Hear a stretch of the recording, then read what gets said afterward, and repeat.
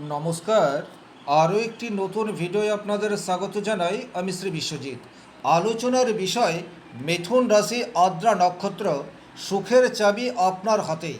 তবে এই সুখ আপনি কবে পাবেন এবং কিভাবে পাবেন, এই ভিডিওটির মাধ্যমে কমপ্লিট অ্যানালাইসিস করার চেষ্টা করব। মিথুন রাশির অধিপতি গ্রহ হচ্ছে বুধ এবং আদ্রা নক্ষত্রের অধিপতি গ্রহ হচ্ছে রাহু। সুতরাং আদ্রা নক্ষত্রের মানুষের মধ্যে বুধ এবং রাহুর একটা মিলিত কম্বিনেশন এটা দেখতে পাওয়া যায়। তার ফলে কিন্তু এই নক্ষত্রের মানুষ তীক্ষ্ণ বুদ্ধি সম্পন্ন, গভীর চিন্তাশীল এবং পরিবর্তন প্রিয় হয়, কিন্তু মানসিকভাবে ভীষণ রকম অস্থির এবং এদের জীবনে ঝড়ের মতন আপস অ্যান্ড ডাউন এটা লেগেই থাকে। তাই সুখী হতে চাইলে বেশ কিছু ক্ষেত্রে জীবনের প্রতি নিয়ন্ত্রণ এটা আনতে হবে। আমি বাছাই করা এইরূপ 12টি নিয়ন্ত্রণের রাস্তা এই ভিডিওতে আলোচনা করার চেষ্টা করব, এবং আপনি এই ভিডিওটি কমপ্লিট দেখার পর এই 12টি সূত্রের মধ্যে যদি 4-5টি সূত্রকে কন্টিনিউয়াস ফলো করেন, আমি 100% জোর দিয়ে বলতে পারি 1 মাসের মধ্যেই আপনার জীবনে সুখের অনুভূতি এটা ক্রমশ ইনক্রিজ হতে থাকবে। নাম্বার 1, যে সূত্রটি আপনাকে ফলো করতে হবে সেটি হচ্ছে আবেগের ঝড়কে আপনাকে নিয়ন্ত্রণ করতে হবে। যেহেতু আদ্রা নক্ষত্রের অধিপতি গ্রহ হচ্ছে রাহু, রাহু একটা স্ল্যাডো প্ল্যানেট, সুতরাং আপনাদের মধ্যে আবেগ বা ইমোশন এটা কিন্তু অতিরিক্ত মাত্রায় থাকে। স্বাভাবিক অর্থে কর্কট রাশি, বৃশ্চিক রাশি বা মীন রাশির মধ্যে মানুষের যে আবেগ থাকে তার চেয়েও বেশি আবেগ আদ্রা নক্ষত্রের মানুষের মধ্যে দেখতে পাওয়া যায়, এবং আপনারা কিন্তু নিজের আবেগকে নিয়ন্ত্রণে রাখতে পারেন না। সুতরাং আবেগ বা ইমোশনের প্রতি কন্ট্রোল এটা আপনাদেরকে রাখতে হবে। 2 নম্বর যে সূত্রটি আপনারা ফলো করলে অতি শীঘ্র সুখের দেখা পাবেন সেটা হচ্ছে নেগেটিভ থট বা নেতিবাচক চিন্তা থেকে বেরিয়ে আসার চেষ্টা, এটা কন্টিনিউয়াস করতে হবে। রাহু অনেক সময়ে আপনাকে নেগেটিভ চিন্তার মধ্যে দিয়ে নিয়ে চলে যায়। আপনার বর্তমান সময়, সেই বর্তমান সময়টিকে কিছুতেই আপনি এনজয় করতে পারেন না। আগামীতে কি হবে, আজকের তারিখে আপনি খুব ভালো আছেন, কিন্তু এই ভালো থাকাটা আপনার কাছে সুখের হচ্ছে না। তার কারণ আপনার মাথার মধ্যে একটা নেগেটিভ থট, নেতিবাচক চিন্তাভাবনা রাহুর প্রভাবে অলরেডি ক্রিয়েট হয়ে রয়েছে। বিশেষ করে ব্যক্তিগত জন্মকুণ্ডলিতে আপনার রাহু যদি নেগেটিভভাবে থাকে বা এই রাহু যদি মঙ্গল অথবা শুক্রের সাথে কানেকশন তৈরি করে, সেক্ষেত্রে কিন্তু নেগেটিভ থট থেকে বেরোনো অনেক বেশি কষ্টসাধ্য হয়। এইরূপ পরিস্থিতিতে আপনি নিজে একটু মেডিটেশন করার চেষ্টা করুন। যেভাবেই হোক পজিটিভ থিঙ্কিং এটা আপনাকে গ্রহণ করতে হবে। তাতে করে কিন্তু আপনি প্রেজেন্ট সময়ে বাঁচবেন, এবং প্রেজেন্ট সময়ে বাঁচতে পারলেই সুখের অনুভূতি এটা ক্রমশ আপনার জীবনে আসতে থাকবে। 3 নম্বর যে সূত্রটি আপনারা ফলো করলে অতি শীঘ্র সুখের দেখা পাবেন সেটা হচ্ছে সম্পর্কের মধ্যে স্থিরতা, এই বিষয়টি কিন্তু আনতে হবে।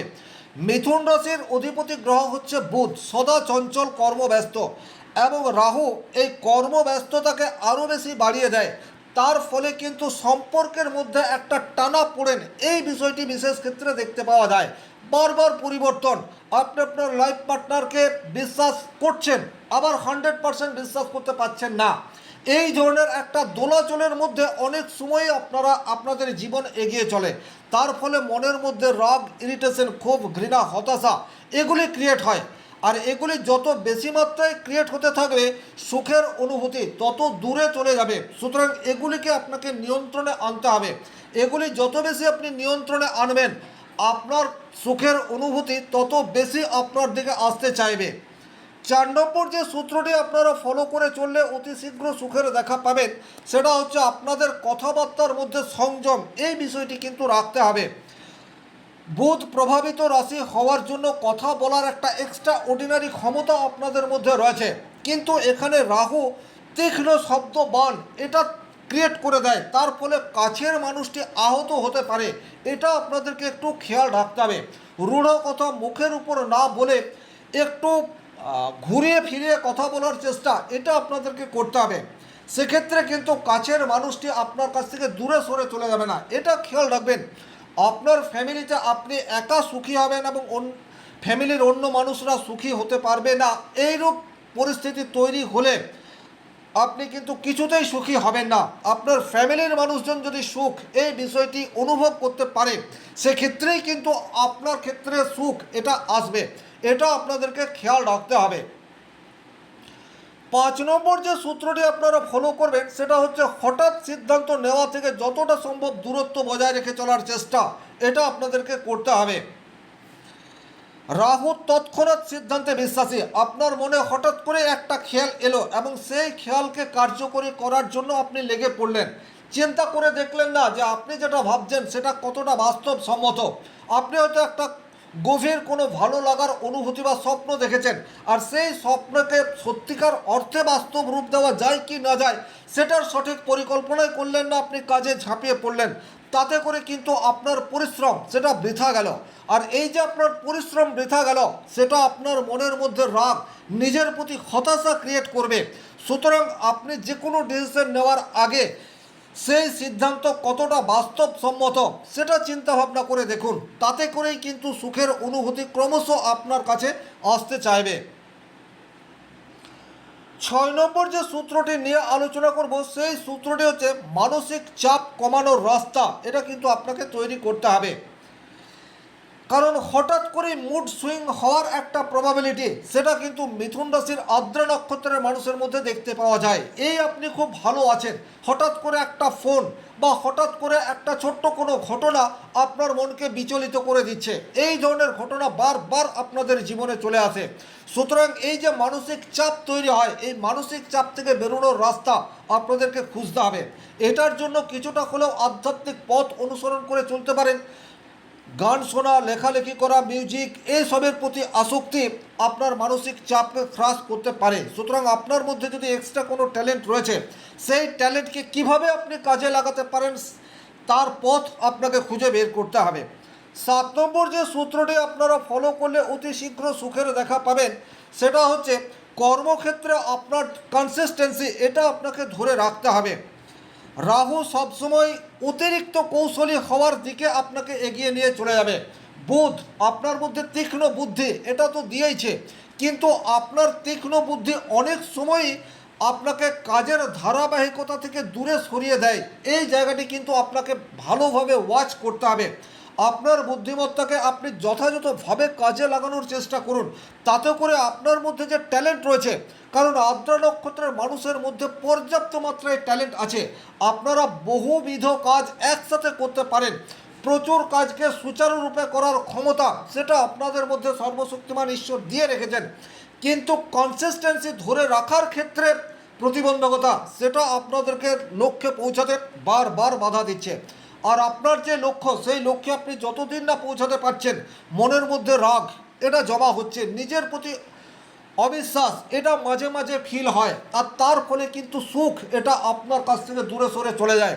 সুতরাং নিজের প্রতিভার প্রতি সুবিচার করার দায়িত্ব সেটা একান্তই আপনার।